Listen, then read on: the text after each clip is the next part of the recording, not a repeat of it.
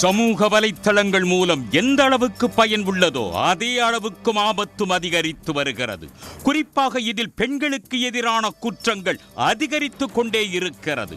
பெண்களை ஆபாசமாக சித்தரிப்பது, அவர்களுக்கு எதிரான வன்மமான கருத்துக்களை பதிவிடுவது என சமூக வலைத்தளங்களில் மோசமாக செயல்கள் அரங்கேறிக் கொண்டே இருக்கிறது.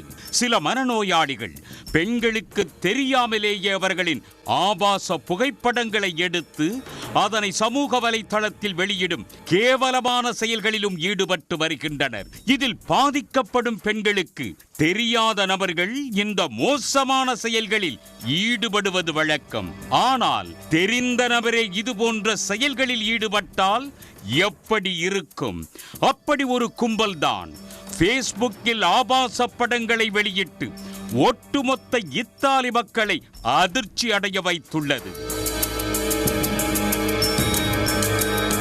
இத்தாலியைச் சேர்ந்த பெண் எழுத்தர் ஒருவர் சமீபத்தில் ஒரு பேஸ்புக் பதிவு ஒன்றை வெளியிட்டிருந்தார். அதில் மை வைஃப் என்ற பெயரில் ஒரு பேஸ்புக் குழு ஒன்று செயல்பட்டு வருவதாகவும் அதை தன்னால் பார்க்கவே முடியவில்லை என்றும் கூறினார்.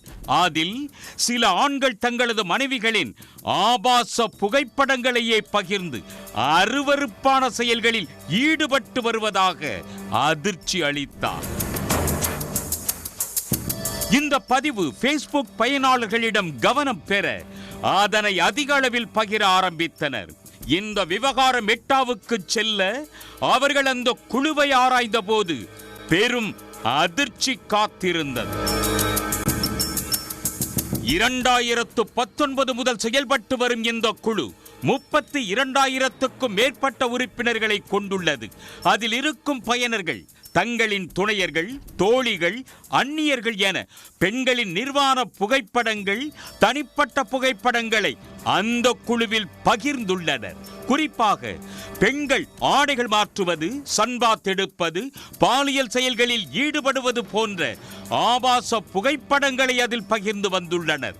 பல புகைப்படங்கள் சம்பந்தப்பட்டவர்களின் துணைவர்களே அதனை பதிவேற்றி இருப்பது விசாரணையில் கண்டறியப்பட்டுள்ளது.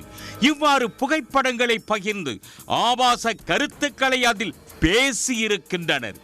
மெட்டா மற்றும் இத்தாலிய காவல்துறையினருக்கு இந்த குழுவை மூட கோரி பல்வேறு புகார்கள் வந்துள்ளன. இதனை அடுத்து காவல்துறையினர் குற்றவியல் விசாரணை தொடங்கி இந்த குழுவை துண்டித்திருக்கின்றனர். உடனுக்குடன் செய்திகளை தெரிந்து கொள்ள சன் நியூஸ் பெல் ஐகானை கிளிக் பண்ணுங்க.